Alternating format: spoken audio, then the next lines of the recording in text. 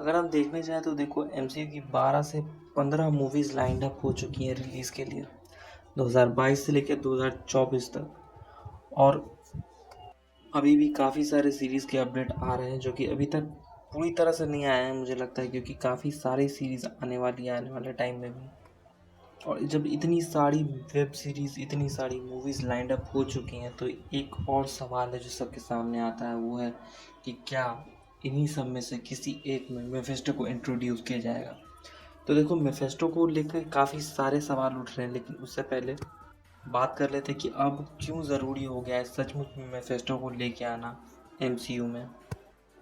तो देखो एमसीयू में मेफिस्टो के बारे में जहाँ बात करने से पहले हमें ये पता होना चाहिए कि मेफिस्टो के जैसे ही किसी स्ट्रॉन्ग विलन को लाने के पहले एमसीयू की हिस्ट्री क्या होती है। अगर हम बात करें थैनोस की, तो थैनोस को पहली बार एमसीयू में इंट्रोड्यूस करने से पहले सब पहले एवेंजर्स मूवी में, जो कि शायद 2012 में रिलीज़ हुई थी, उसके पोस्ट क्रेडिट सीन में दिखाया गया था, और वो भी सिर्फ कुछ सेकंड्स के लिए। जिसके बाद 6 साल लग गए एमसीयू को सचमुच में 2018 में थैनोस को मूवी में लाने के लिए, और तब पहली मूवी आई थैनोस के साथ एवेंजर्स इन्फिनिटी वॉर, जहाँ पे सचमुच में हमें वो एक पूरे एक्शन में दिखा। तो एक्सपेक्ट करूँगा कि मेफिस्टो को लाने में इतना टाइम न लगे, क्योंकि अगर 5 से 6 साल लग जाएंगे तो हो सकता है कि वो काफ़ी ज़्यादा देर हो जाएगी एमसीयू के लिए भी।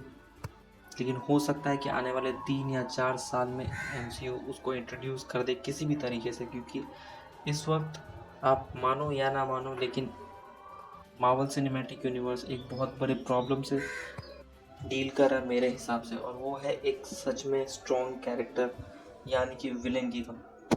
तो जैसा कि मैंने बोला कि बात मेफिस्टो की नहीं है बल्कि एक स्ट्रॉन्ग विलेन की है।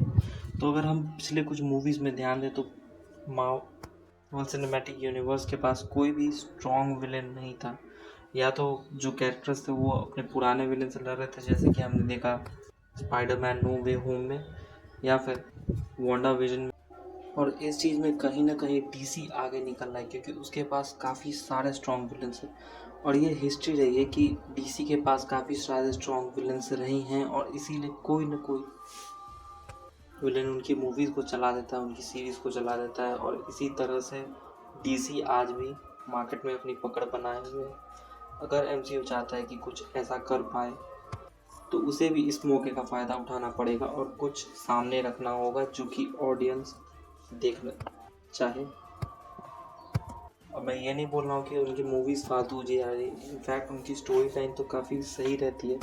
आने वाले मूवीज़ में ये देखना होगा कि मल्टीवर्स को किस तरह से एमसीयू और ज़्यादा इंटरेस्टिंग बनाता है और किस तरह के नए विलन्स को इंट्रोड्यूस करता है। इसके साथ साथ ये भी देखना बनता है कि क्या जो हाइप द एंड गेम को लेके बनी थी उस तरह का हाइप किसी मूवी के लिए बना पाता है। और आगे मल्टीवर्स ऑफ मैडनेस आ रहा है और काफ़ी सारी मूवीज़ आ रही है, ये रही उसकी लिस्ट। सबके ऊपर रिव्यू पे वीडियो चाहिए तो चैनल को सब्सक्राइब कर लेना। फिर मिलेंगे इसी चैनल पर, बाय।